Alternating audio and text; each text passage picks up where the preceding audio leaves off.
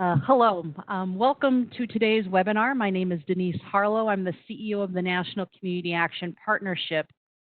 And we're it's so hard in this period of time to kind of say we're excited by this or happy for that because it's a challenging time. But I will say it does feel good to be gathering with so many of you in the Community Action Network today. We have a lot of people signed up for today's webinar.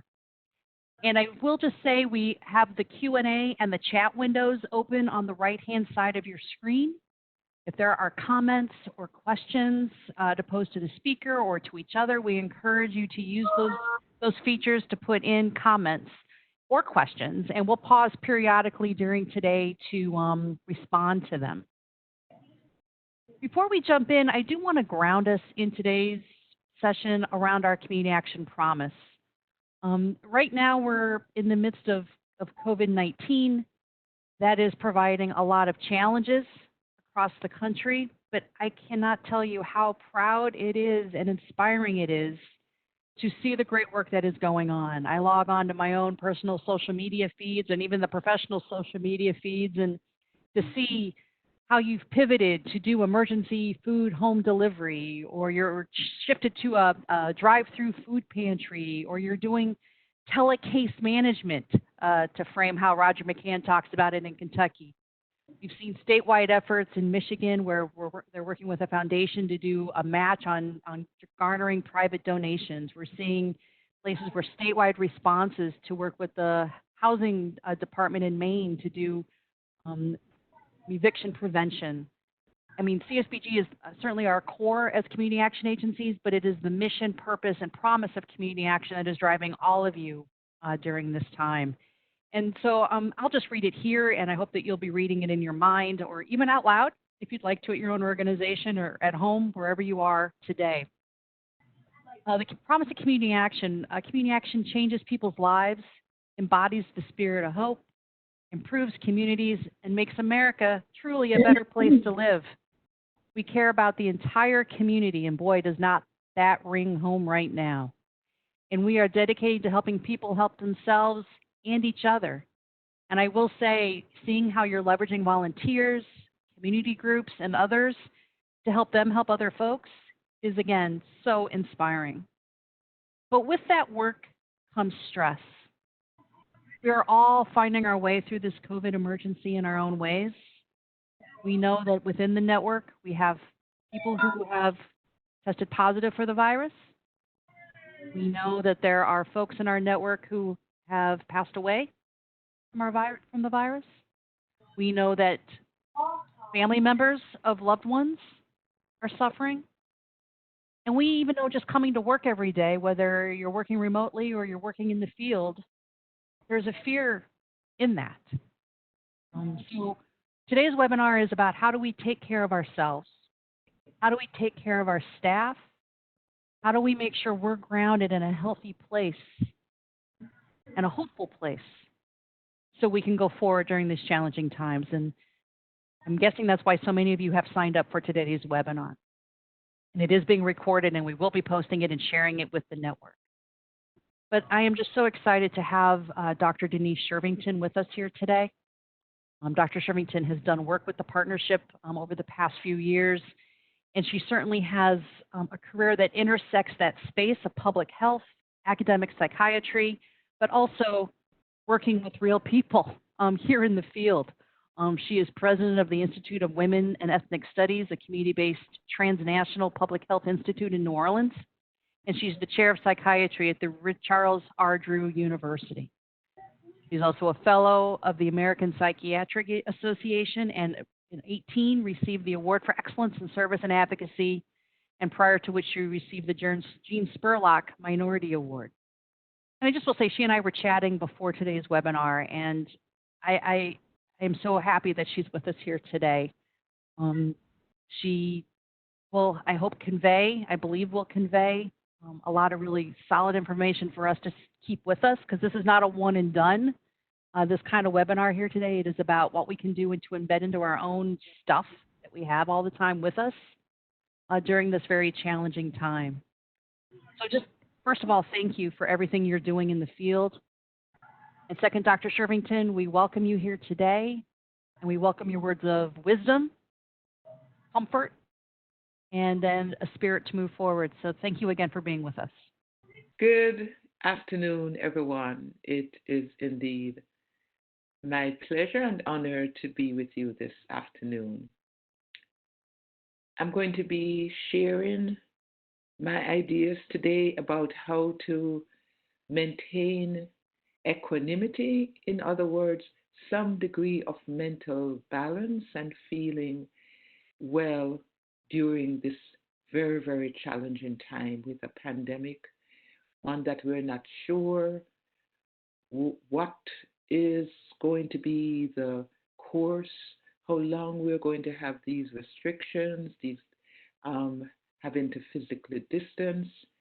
So, how do we maintain our mental stability and well being when there's so much uncertainty?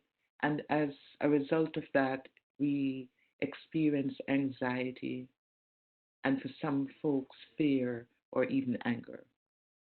So I'm going to get started now.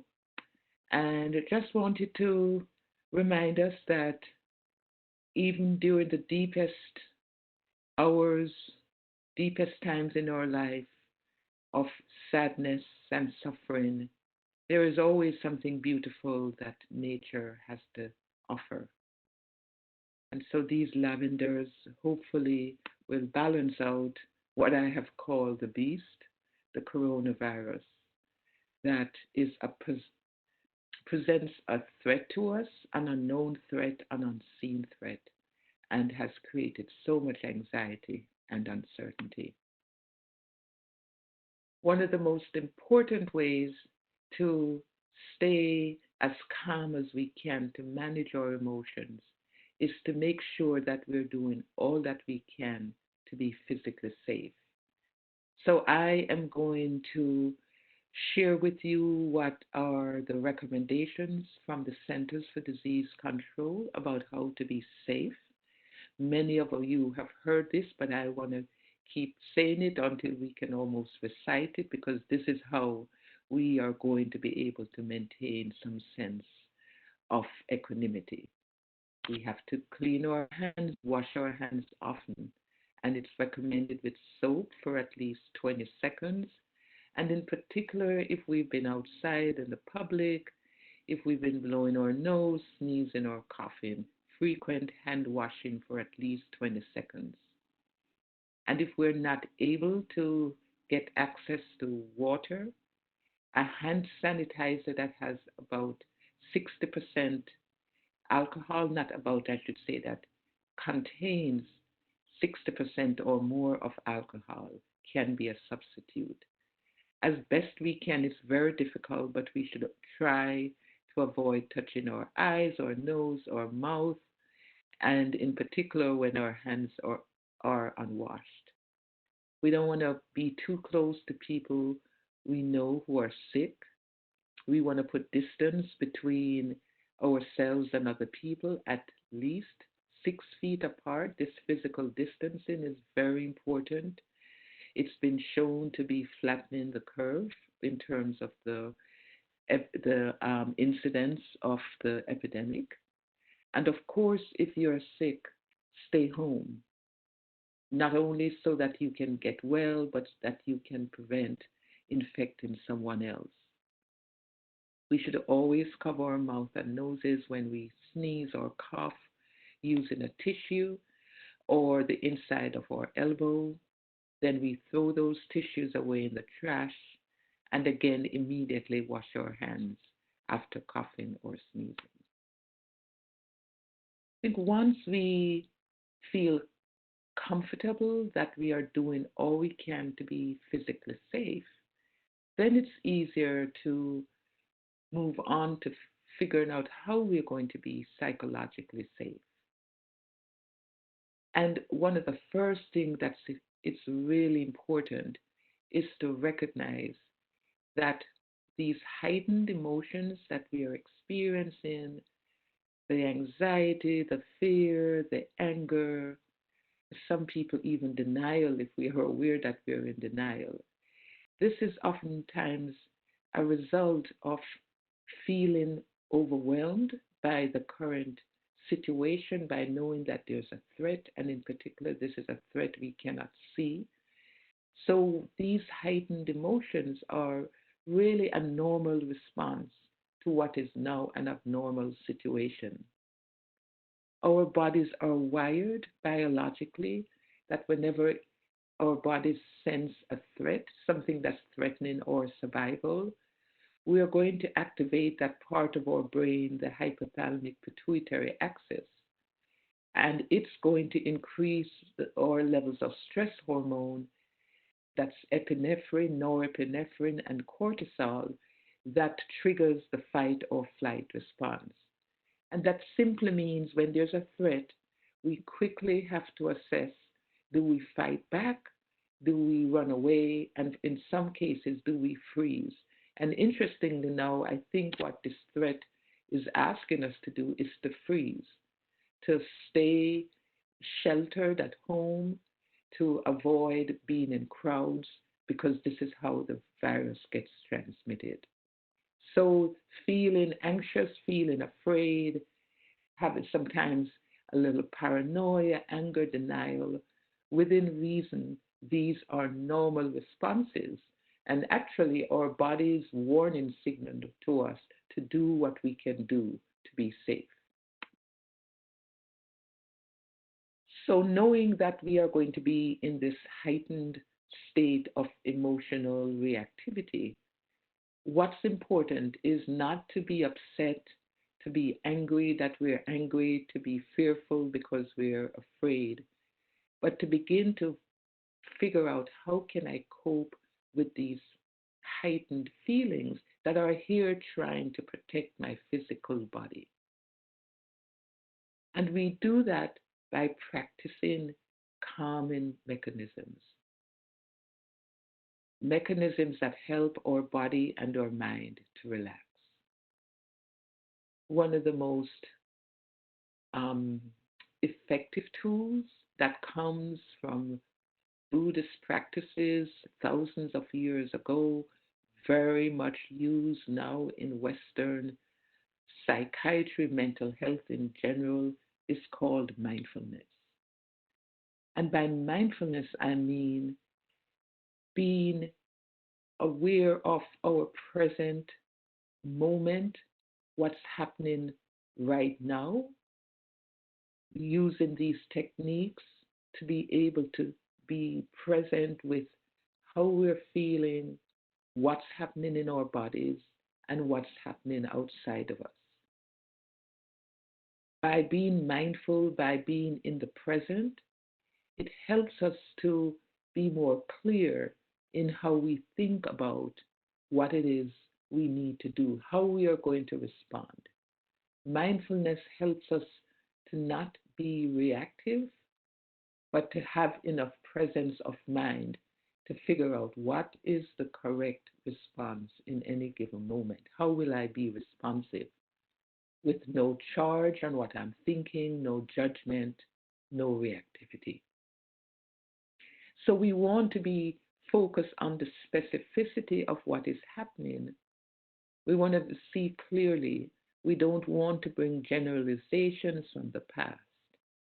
And we do that by mindfulness exercises, which help us to quiet our mind, to quiet that part of our brain that's always conceptualizing and planning, thinking. A metaphor for that is like settling the dust so that we can see clearly what's happening. And I invite you to think of a mindfulness practice as very simple. It's bringing the body into a state of relaxation. It oftentimes begins with awareness of our breath, centering our bodies, whether we're sitting or standing. You can be mindful when you're walking, but feeling centered with our feet on the ground, our spine erect, and really just gently observing the breath that we're taking, the inhale as we bring in the oxygen we need to give us the energy that's required for our bodies to function.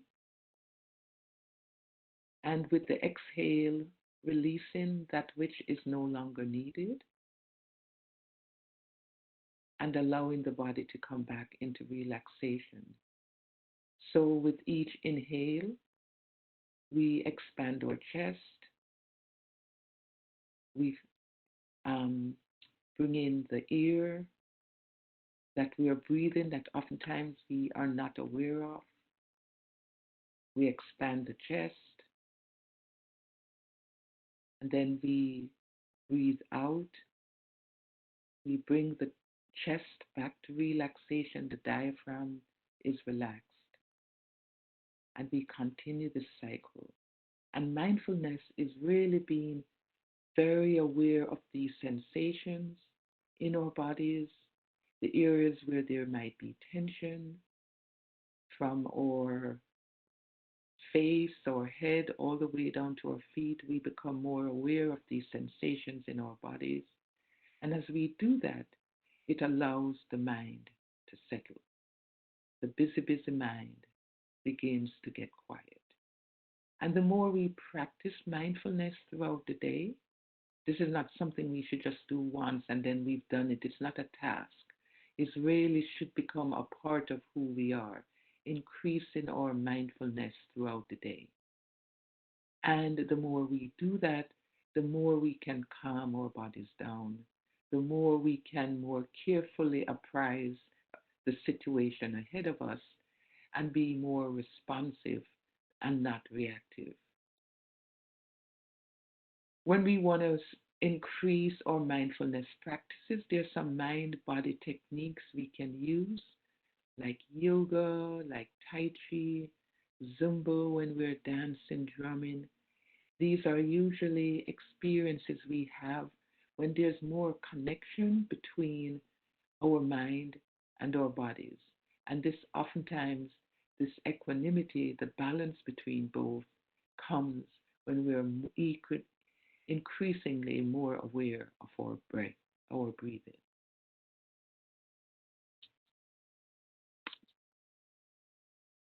Just to me a beautiful picture of someone who seems really mindful, relaxed, seems very present. I mentioned physical activity. When we move, oftentimes if we just pay attention to the breath, we can begin to be more mindful of the movements that we're taking, very relaxing. And then another way we can achieve safety, psychological safety, other than being mindful, moving the body, is also around beginning to trust our own capacity to exert control over that which we can control. Right now, we have the information about how we can control and protect our exposure to the virus. So this is an example of being efficacious. I can, and hopefully I will. And it's doing the very best we can in any given circumstances with the information that we have. One thing that I would warn us against, especially as the term, it's called social distancing, but many of us would rather say physical distancing because we don't want to be socially disconnected. Even though we're distant, we want to stay connected. And one of the things that we can do to help us feel more calm is, rather than think that we're lonely or we're alone, to think of this is a period of increasing opportunities for solitude. And with solitude, I can make this a friend. I can see this as an opportunity to become much more aware of my inner life, who I am, who is in the inside. That's really directing the course of my life. So rather than thinking I'm isolated, I'm alone. It's how am I not thinking that I am lonely in my aloneness? Well, how do I befriend my solitude? How do I enhance my capacity to better know and befriend the person I truly am? And another way that we can feel more safe psychologically, and by when I say psychologically safe, I mean that we're not being reactive to the heightened emotionality that we should be experiencing, is for us to create intentional opportunities for social interaction. As I said earlier, how to not feel disconnected, how to stay connected. We know that by being socially connected, it helps us to be more hopeful, to be aware of our fears, and to not give in to them by having other people with whom we can share.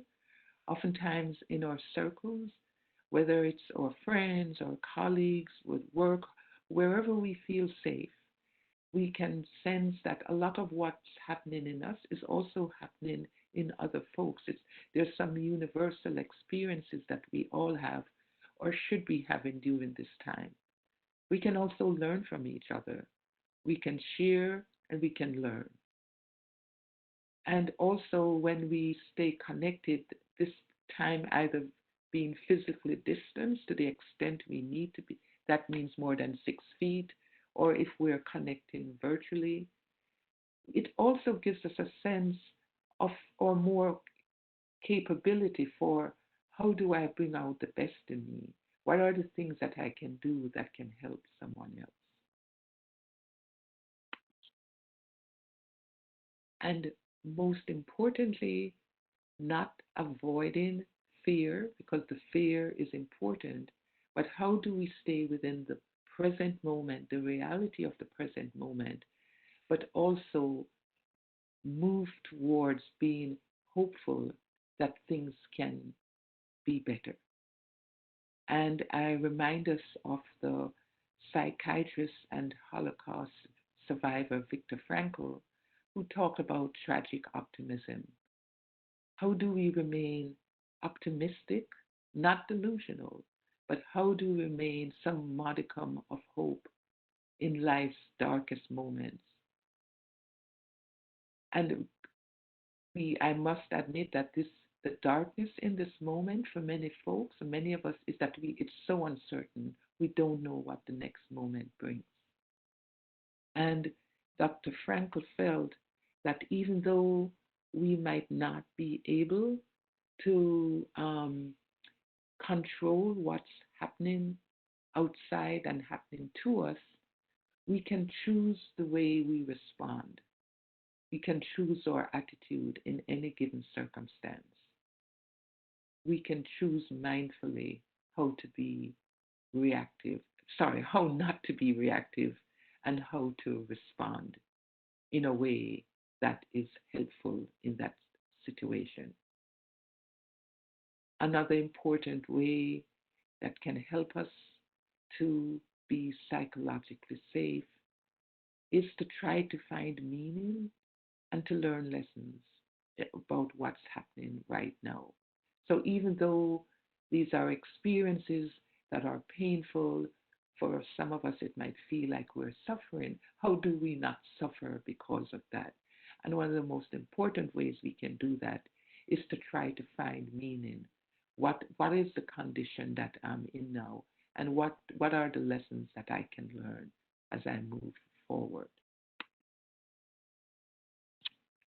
It's so very important for us to be able to manage and cope with our normal heightened emotionality, because we do not, in the work that we do, which oftentimes is in service to others, we want to be able to manage our emotions, cope with them, so that we don't get drawn into other people's suffering. We are oftentimes serving people who have needs. And so we have to be very, very aware of not developing vicarious stress, not developing what has now been called secondary traumatic stress, which is the creating stress in ourselves from helping someone else work through their stress.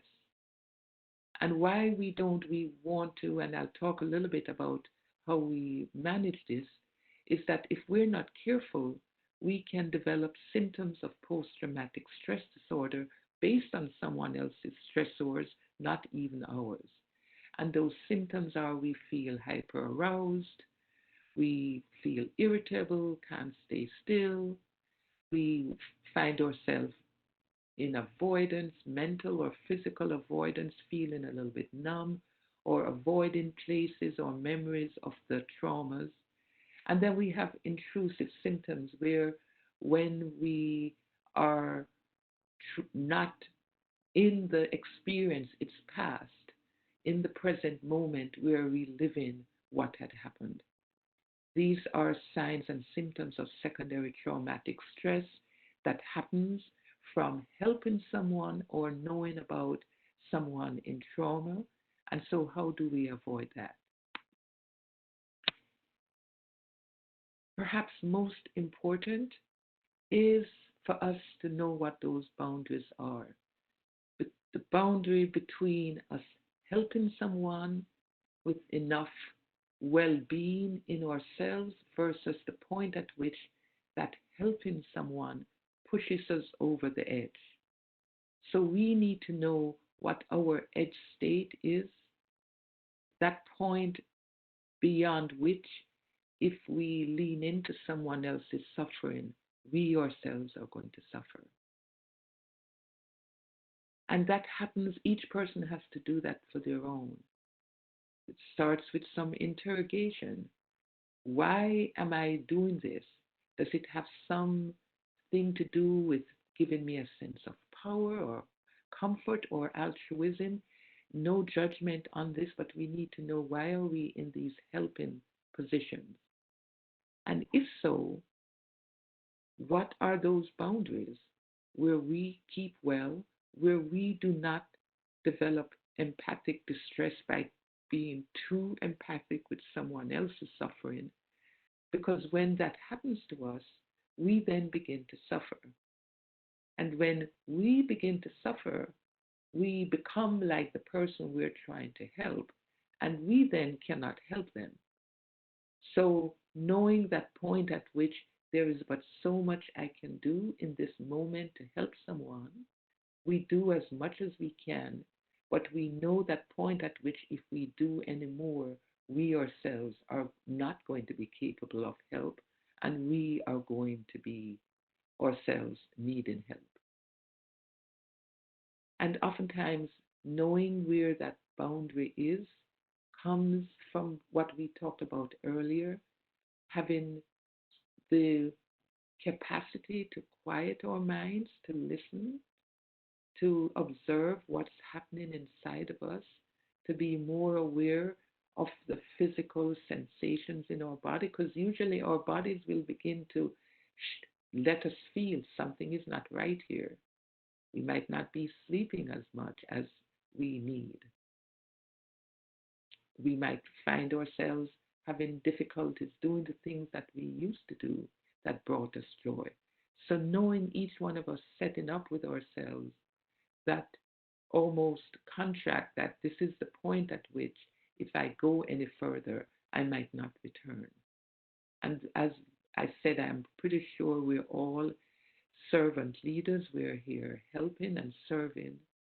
And so we need to be able to manage our own well-being, take care of our own house so that we can help someone else. It's so important that we practice compassion towards ourselves first. And compassion really means being able to notice, be aware of suffering, to be able to feel, to have some sense of what's happening at the feeling level, the emotional level, and then to act. to take action to relieve suffering. And that really needs to start with ourselves. Self-compassion first, that makes it so much easier to be compassionate with someone else. So how do we embark on this journey of self-care? And I posit that it starts with self-awareness, knowing self, being able to spend enough time in quietude where we understand our inner selves better, that we know increasingly who we are, because it's by knowing who we are, by being self-aware, that we best know how to care for ourselves. And in caring for ourselves, we begin to befriend our minds. We're not scared of our thoughts. In fact, we even know how to quiet them when they're not helpful.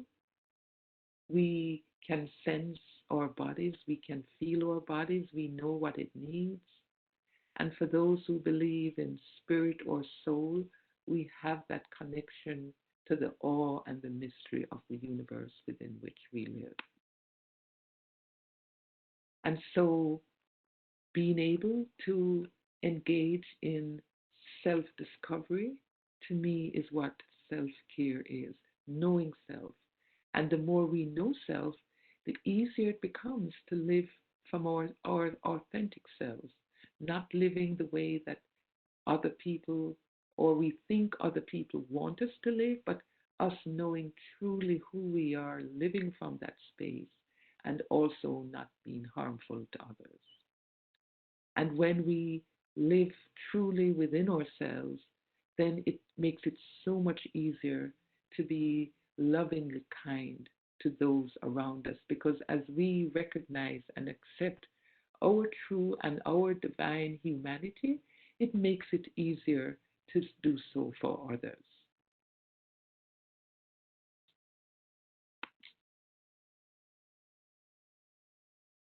Self-care, when we are on this journey, requires us knowing, again, as we talk about boundaries with those whom we serve, is knowing the boundaries for us and then finding the balance between our own need for solitude, for being quiet with ourselves, and also that for communing with others. Almost like, how do we know what the balance is between the retreat into our own inner world, ourselves, being knowledgeable, and the return to being connected with others.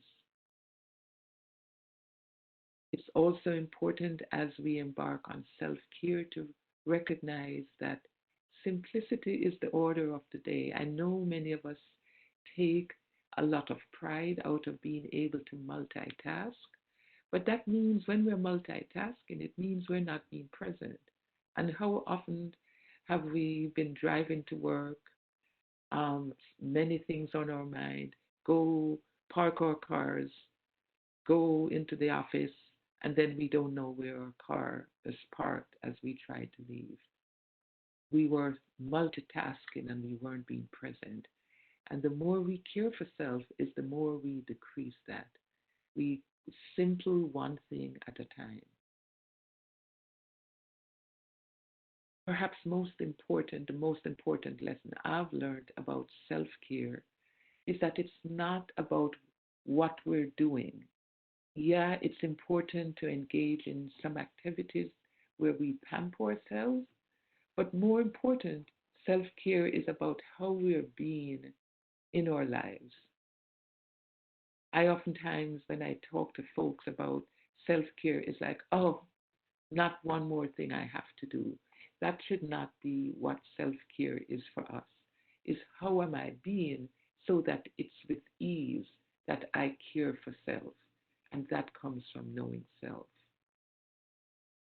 And the more we care for self, is the easier it is to open up our hearts to be more tender and forgiving with ourselves, and then ultimately with others.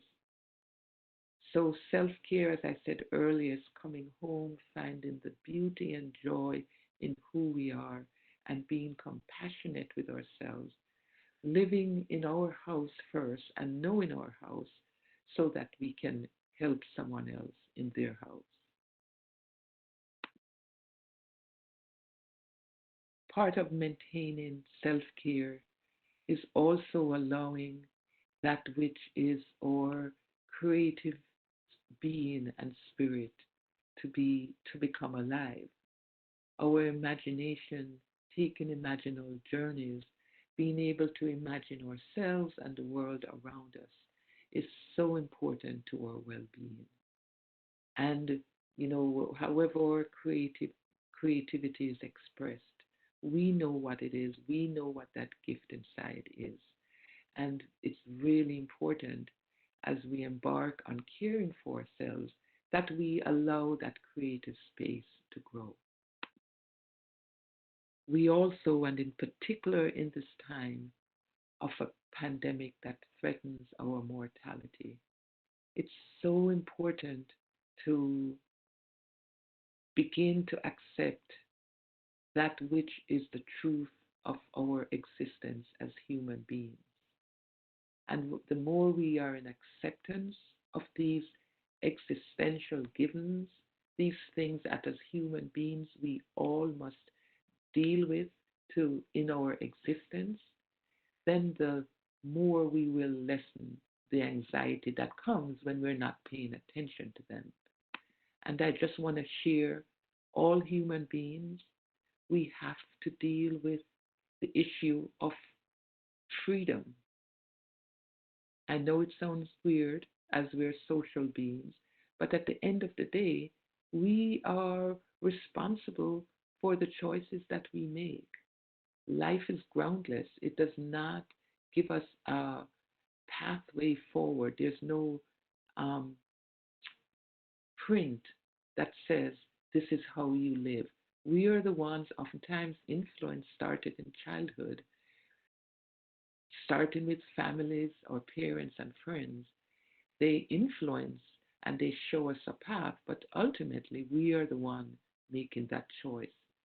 And freedom is very interesting. It's not as easy. We all think we want to be free, but it's not as easy. It might be one of the most difficult things in life to define what freedom is for us and to be on that path. Another reality that we all must face as human beings is that we are isolated. No one can fully share our experience of our consciousness. We are the only ones that live inside of our physical and mental bodies. And as much as we might love someone else and we're intimate, they can never fully have the experience that we're having of ourselves. And as I said earlier, how do we not translate that into loneliness, but see it as opportunities for solitude and knowing ourselves? As human beings, we all have to grapple with what's the meaning of life? Why do I live? What's my purpose? What I'm here to do? And ultimately, and in particular, what this pandemic is teaching us, that life will end.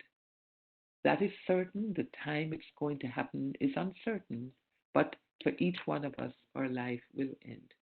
And how do we come to terms and live with that? I mentioned earlier, how do we manage the reality that we have freedoms in life? Certainly there are social and ethical considerations that hopefully we adhere to, but we are the ones who are charting our course.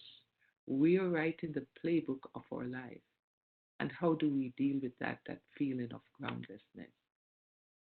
How do we find solitude, beauty in the reality that we are isolated in our experience of our existence?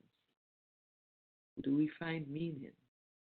What is it that will make us feel that I will wake up tomorrow? I want to wake up tomorrow because there is purpose in my life. And again, how do we accept that eventually this will end?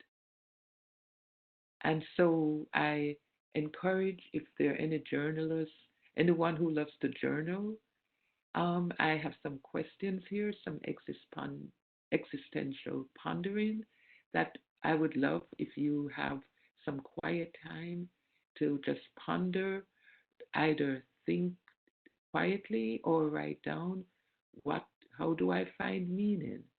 How do I accept my aloneness, my experience of my being, and to ponder, do I does that create anxiety and I'm clinging to others, or can I befriend my solitude and see each other as we're in this path together? And freedom, I am boundless, but I do have to make choices about my social existence. How do I take responsibility for who I am in my freedom? And certainly, again, death, knowing that all of who have been in this experience at some point will end in this physical space. So then, how do I live in each moment, very aware of that reality? And I just, as I come to a close, I want to share something, a lesson that I was taught during some of my work in Japan after the tsunami. And this Japanese um, man who was in one of the groups that I was leading, he shared this very, almost, I say, poetic truth. And he said, between life and death, the boundary is very thin, as the pandemic is teaching us. It is a hair split second, a thin sheath of paper between who lives and who will die. So, with that, how do we enrich this aspect of ourselves, that life energy, the part of us that some people call the soul, the spirit, the part of us that connects us to each other and the universe, the amazing mystery that exists in the trees, the ocean, the mountains, all that surround us? How do we nurture that part of ourselves? How do we make meaning with that which is unknown? That is part of trying to immerse ourselves into the larger mystery of life. And I end with, as we think about how do we care for self first, poem by one of my favorite poets, Derek Walcott. It's called Love After Love, and I call it an ode to oneself. And he says, the time will come when, with elation, you will greet yourself arriving at your own door, in your own mirror. And each will smile at the other's welcome and say, sit here, eat. You will love again the stranger who was yourself. Give wine, give bread, give back your heart to itself, to the stranger who has loved you all your life, whom you ignored for another, who knows you by heart.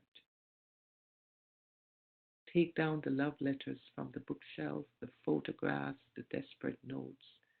Peel your own image from the mirror. Sit, feast on your life. And so it's my wish for you that this conversation took you just a little bit closer to recognizing the beauty, the strength in who you are. I commend you for your service, and may you continue to find ease, find peace, find happiness in your life, and may we wish that lovingly to those that we serve. Thank you very much.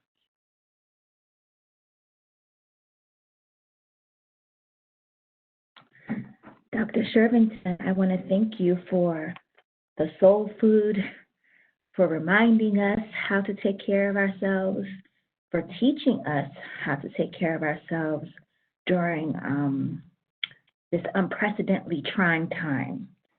Many of us have never experienced anything like this before, and we may know how to take care of ourselves on a regular day, but have no skills to take care of ourselves during this time. But with that being said, I have a few questions for you. Sure. Many of us across the network are still working. We're on the front lines of this pandemic. We are serving our customers. We are managing an increase in customers. And one thing that we need to work on is creating a culture of mindfulness in our workspace. Can you give us some tips and tools of how to create a more mindful space while we're still working? Yeah, and I feel that, well, first of all, we have to be okay with knowing that it's important to have some awareness of our physical bodies. Just knowing, even to know if we're sitting at the desk, there's something, I need to just straighten my spine. More increased physical awareness. And I just, every now and then, I say to myself, take a deeper breath. And within that moment, things shift a little bit. Even when I just, in talking to you, I straightened my spine. I feel myself more. And there's something really calming about that, and being aware of the breath. And so it is not, we're not wasting time. I know, unfortunately, there are people on lines where they have to assembly lines. And so it's hard to say to that person, take 2 minutes to just be with yourself. So I can only send love to someone who does not have that, and hope for them that as a society we will choose that they need to be recognized for how essential they are to our well-being, and we want to share some of the more resources with them. So recognizing that there's some people who don't have this right, but for those of us who can manage, within every hour we can take 2 or 3 minutes just to pull away from the work, whether it's on a computer, if we're serving clients, is there a way, like, now face to face, I know that's a little different, but whatever we're doing, can we, in our work space, which requires looking at our policies around work, can we afford each other 2 to 5 minutes on every hour to just be still? I remember years ago I was doing health systems management, a course, and we were looking at Japanese work practices, and it was felt that the true leader, one of the kind of practices in Japan was, it's not about how busy you are. A manager, when you see a manager sitting quietly at a desk, that was a really productive manager, not someone busy running around, because you're allowing yourself to relax, to be quiet, and to make better decisions. So I think for those of us who have leadership roles in organizations, we need to make it part of the culture that it's okay to practice mindfulness, meaning just taking 5 minutes to check in with oneself, to see, how am I doing? Do I need to get up and go take a walk if I've been sitting? If I've been moving around, do I need to sit? So we need to, as leaders in organizations, we need to begin to look at the culture we are creating and allow those who are not in the positions to make these decisions to know that give them that right to have policies and practices that reinforce that. And as leaders, we need to do it ourselves. We need to also model that. Thank you so much for that response. Another thing that people are wrestling with is some of us are partnered with essential workers. Some of us are partnered with individuals are living with or have family members that are not able to physical distance because of their work. I know there is great concern for that.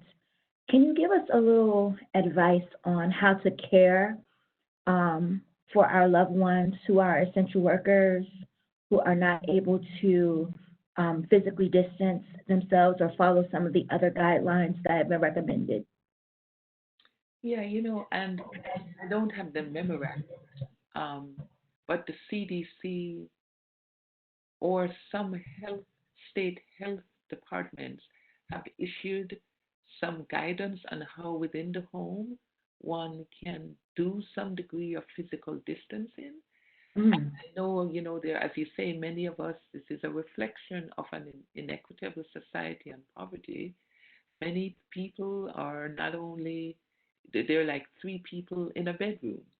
So how can we do things like that? But I think having each person, I think we can mask up in the house if we can. So making sure people have access to masks and cleaning solutions. So shared surfaces, frequently cleaning them, frequent washing. Now I know that there's some communities where they don't even have access to running water. And these are some of the things we're going to have to correct very quickly in our society. I think the pandemic is showing us these extreme inequities. Do I feel good? I'm comfortable in my home. I have all of this. I need to really question myself. The person who is helping me to be able to exist by coming to clean my home or being in the food spaces or the healthcare workers, am I comfortable with them not having enough resources to do what this pandemic has taught us is important? So there's some policy and advocacy work. But in the meantime, I think just really asking our essential workers to pay attention to hygiene as best they can, the changing, taking clothes off and not bringing them into the house. Now you have to be afforded the luxury of having some access to washing those clothes frequently, but hopefully there is enough of that. And if there's not enough, we have to think about, do we need to increase hazard pay for essential workers so that some of these benefits that are important to their well-being they can access? But there, I said it's not good enough, but at least those things around physical hygiene as best you can in terms of washing frequently so that you increase the likelihood, even if the virus has come on you, that you can destroy it by the washing and the soap or alcohol and the pressure that happens when we rub our hands together. We need to do it not just the fingers, but all the way down to the elbow to make sure. So trying to engage in that, using masks. There are multiple online ways how to make masks out of t-shirts. So, we should try to encourage everyone, even in the home, if there is any risk of infectivity from the virus, to be careful and wipe surfaces down as best as possible. And in the meantime, those of us who have the capacity and privilege, we need to advocate for a different society where this will not be an issue. Yeah. I think that we're also entering into a space, even in our homes, where things can become a little quarrelsome as states start to open up, and we're starting to see the news of people protesting, and seems to be a split, a divide of people who want to open up, people who want to continue to keep certain mandates in place. And that has created some stress in families, being able to speak to our family members about compassion fatigue and all the things that we're going through. How do we message our frustrations during this time to our loved ones who are having to deal? Before I get to the messaging, let me just say that for those people who think they have so much privilege and so much freedom, this idea of freedom, that they can do whatever they want to do without being ethical about the other person they are harming, I hope that they will keep to themselves, because our healthcare workers do not do what you want to do because you want to do it, and then you get sick and you endanger the life of the person who you went to the drugstore who has to work there, or the person where you go and buy food, and ultimately that healthcare worker that you won't. Why are you not on the line fighting for more protective equipment for that healthcare worker? And your seeming freedom and individuality is going to harm someone else. So I have a hard time messaging anything too loving for that person. Understood. Your individualism is so much more important than us as a collective. This virus has taught us that we breathe the same air, that we're connected, that we're one, and we're going to have to learn as a society to do better. But in the meantime, I think for those of us who feel that our health and well-being is as important as the health and well-being of the next person, I encourage us to continue to engage in what we know is safe. And those guidelines are there. It's easy to access. And we ultimately talk about freedom. The state might say, for whatever economic reasons they want to open up. We have to exercise that individual freedom. Do we want to do this? I was on a webinar with a state senator a couple of weeks ago, and he developed COVID, so he knew what it was like to be in a hospital, close to being put on a respirator because his breathing had become so labored. And the House went back in session, and he said, I am not going. I'm not going back there. So, they're opening up nail salons, and do we have to have our nails done? Did we not learn how to put them on ourselves, the color? Do we really have to get our hair did or hair done or whatever we call it? And we're going to have to, I think there's an existential crisis as a collective and as an individual. How much do we value our lives and each other's lives so that we will continue to do the things to keep ourselves and each other safe? And each one of us are going to have to deal with that, and hopefully from an ethical position. One last question for you, Dr. Shervington. How does one know when to seek professional help? Okay, so I talked a little bit earlier about some boundaries. We are working with people who have a lot of needs, who oftentimes are suffering for multiple reasons. We need to recognize if there is so much strain in ourselves that we're beginning to feel disconnected and burnt out, that's a signal something is happening. If we begin to feel the things we used to do, we're not getting joy or pleasure, however we define that feeling good state. Or if we just feel that we're feeling really down and out. In some of the communities, we say our nerves feel bad. We don't feel right.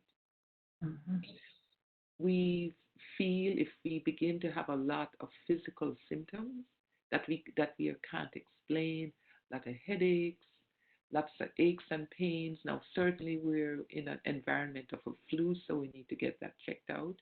But sometimes, for some of us, as mentally we begin to feel fatigued and burnt out, and God forbid it goes on to depression or some anxiety disorder.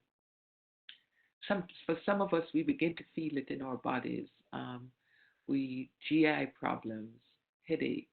So paying attention to those, but also know that there could be some real physical, some germ, some virus. So I don't want to say to people, if you feel achy and fluey, it's your nerves. No, go get that checked out. Go get a COVID test. But that being said, and if we're not sleeping well, if we find ourselves feeling a lot of guilt, worried, then if we can, some of the things I recommended that we do to just cope, um, some of those mindfulness practices, being in nature. Nature is a very healing space. Taking walks. If those things are not making us feel rejuvenated and better, I think it's time to talk to someone.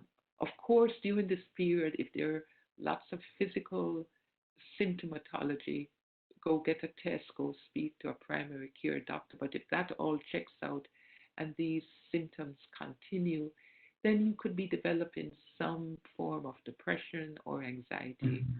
So that's when you should talk to someone and see if you need further assistance. Thank you, Dr. Shervington. Thank you so much for your time. Thank you so much for bestowing your wealth of knowledge upon us today. Here at the Community Action Partnership, we care about every single agency in our network, every person. We care about them heart, mind, body, and soul. We wish you safety. We wish you love and care during these times. We are here for you, and we truly, truly appreciate you. Thank you so much for your time. Dr. Shervington, we know this won't be your last time with us. You'll be continuing this series with us, and we'll be grateful, so grateful to hear more from you. Thank you so much. Thank you. It's been an honor. Thank you. Thank you.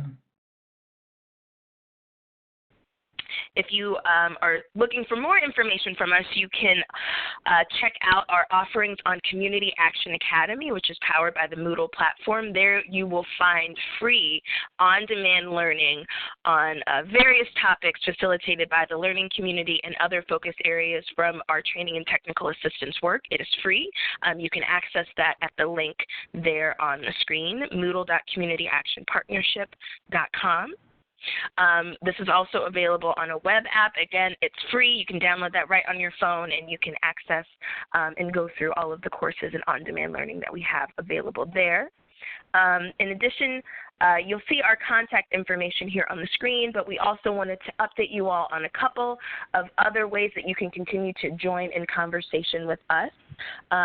We also have a new tool that was released last week for the community assessment work that you all are doing. We have a template and a data resource guide that was shared out through our newsletter, but you can also find that on our website.